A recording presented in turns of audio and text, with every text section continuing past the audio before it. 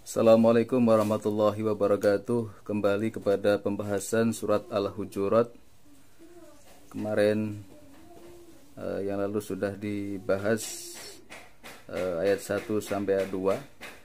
Kemudian kita lanjutkan ayat selanjutnya. Pembahasan kemarin yang pertama adalah diterjemahkan ke dalam bahasa Indonesia. Ayat 1 yaitu, wahai orang-orang yang beriman, janganlah kamu mendahului Allah dan Rasul-Nya, dan bertakwalah kepada Allah, sesungguhnya Allah Maha mendengar, Maha mengetahui. Wahai orang-orang yang beriman, janganlah kamu meninggikan suaramu melebihi suara Nabi, dan janganlah kamu berkata kepadanya dengan suara keras, sebagaimana kerasnya suara sebagian kamu terhadap sebagian yang lain, nanti pahala segala amalmu bisa terhapus sedangkan kamu tidak menyadari. Ayat yang ketiga, sungguhnya orang-orang yang merendahkan suaranya di sisi Rasulullah, mereka itulah orang-orang yang telah diuji hatinya oleh Allah untuk bertakwa. Mereka akan memperoleh ampunan dan pahala yang besar. Ayat keempat, sesungguhnya orang-orang yang memanggil engkau, wahai Nabi Muhammad, dari luar kamarmu, teriak dari luar rumah ya, kebanyakan mereka tidak mengerti. Yang ayat kelima, dan sekiranya mereka bersabar sampai engkau keluar menemui mereka, tentu akan lebih baik bagi mereka, dan Allah Maha Pengampun, Maha Penyayang. Ini masih masalah akhlak, memanggil, menyapa, berbicara kepada lawan bicara kita yang lebih alim, lebih tua dan sebagainya, kepada guru, kepada orang tua, kepada kiai, kepada siapa aja. Dan tidak boleh kita teriak-teriak memanggil orang dari luar rumah. Ya, kita permisi dan nunggu. Kalau kita sebagai tamu, kita menunggu tuan rumahnya datang keluar rumah menemui kita. Jangan teriak-teriak.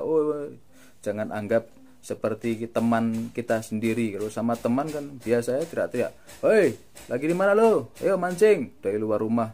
Ya. Tapi kepada orang-orang yang tua, orang-orang yang harus kita hormati, kita harus menyesuaikan. Ya. Kita akan membahas ayat 6. Bismillahirrahmanirrahim. Ya ayyuhalladzina amanu in ja'akum fasiqun binaba'in fatabayyanu إن جاءكم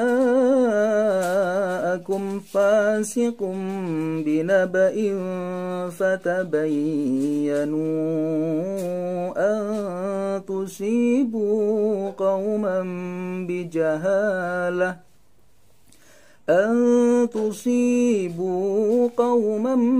بجهالة فتصبحوا على ما فعلتم نادمين. Ya ayyuhalladzina amanu, wahai orang-orang yang beriman, in ja'akum fasikum binaba'in fatabayyanu, apabila datang kepadamu seseorang yang membawa berita, maka telitilah kebenarannya agar kamu tidak mencelakakan suatu kaum karena kebodohan atau kecerobohan yang akhirnya kamu menyesali perbuatan kamu itu. Ya, udah ada orang berdatang bawa berita, oh ini begini, kita tidak teliti dulu kebenarannya, kita tidak tahu.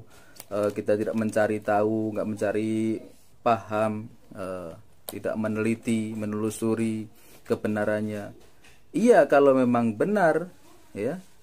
Kalau salah, kita membicarakan tentang aib, tentang keburukan orang itu, kalau ditambah-tambah atau salah dalam cara menyampaikan, itu namanya fitnah. Al-fitnatu asyaddu minal qatl. Sedangkan fitnah itu lebih kejam daripada pembunuhan. Dosanya lebih besar daripada pembunuhan. Itu fitnah. Kalau misalkan ini bukan fitnah, ini sama, memang persis seperti itu, dia kerjakan seperti itu dan orangnya mengakui, ya. Oh iya memang seperti itu. Nah, setelah dibicarakan, digibahkan ke sana kemari, itu menjadi ghibah. Ghibah emang boleh? Enggak boleh. Ghibah itu ibaratnya menjadi backspace atau pendelet ya. Seluruh amal kita akan terdelet, seluruh amal perbuatan baik kita akan terhapus hanya dengan kita menghibah, membicarakan atau menyebar aib orang lain, membicarakan kejelekan orang lain. Ini hati-hati. Idza in ja'akum fasikum, kalau datang kepada kita orang fasik yang membawa berita, kabar berita, beritanya harus kita telusuri. Fatabayyanu terlebih dahulu. Fatabayyanu, kita teliti, tabayun dulu, teliti dulu, benar apa tidak. Telitinya kemana? Apa sama-sama nanya kepada orang-orang yang fasik juga? Telitinya langsung cross check, temui orangnya, ya. Bener apakah kamu begini, bener apa enggak? Kata siapa ini? Buktinya dari mana? Ini semuanya ditelusuri, semua ditelusuri, dicek. Semuanya udah dicek. Oh, ternyata benar atau ternyata salah. Baru memberikan asumsi, memberikan komentar, baru merespon. Loh, kalau ini baru dengar, apalagi yang menyampaikan adalah orang fasik, orang yang nggak sholat, orang nggak tahu agama, orang yang senang dosa. Hal-hal seperti itu menjadi bisa mencelakakan orang, dan berimbasnya kepada kita sendiri adalah dosa yang sangat jelek, ya. Perbuatan yang sangat jelek menimbulkan dosa dan murkanya Allah, apalagi sesama muslim. Bagaimana di surat yang lain? Banyak sekali surat-surat yang lain, diantaranya yang sudah masyhur, kita sering membaca tiap sholat, tiap hari kita baca, ya. Di surat apa? Al-Humazah, ya. Bismillahirrahmanirrahim. Wailul likulli humazatil lumazah. Celakalah bagi orang pengumpat dan pencela. Ya. Wailun, celaka, atau neraka wel, bagi orang yang mencela, mengumpat, mengejek.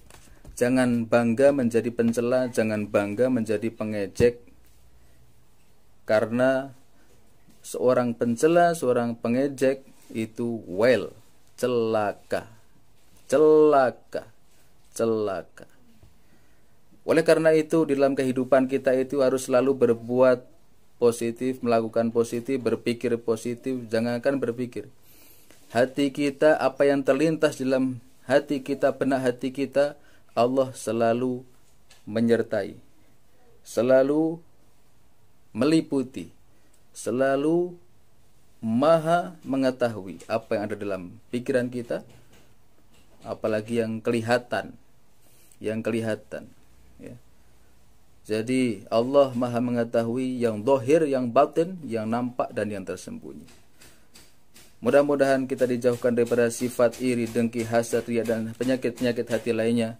Dan video ini bermanfaat, silahkan tambahkan subscribe supaya bermanfaat. Kita share kepada yang lain dan berikan komentar-komentar untuk kedepannya supaya lebih membangun, lebih memperbaiki. Kita sama-sama belajar, tidak ada yang lebih kecuali kita saling mengingatkan satu sama lain. Wallahu a'lam. Wassalamualaikum warahmatullahi wabarakatuh.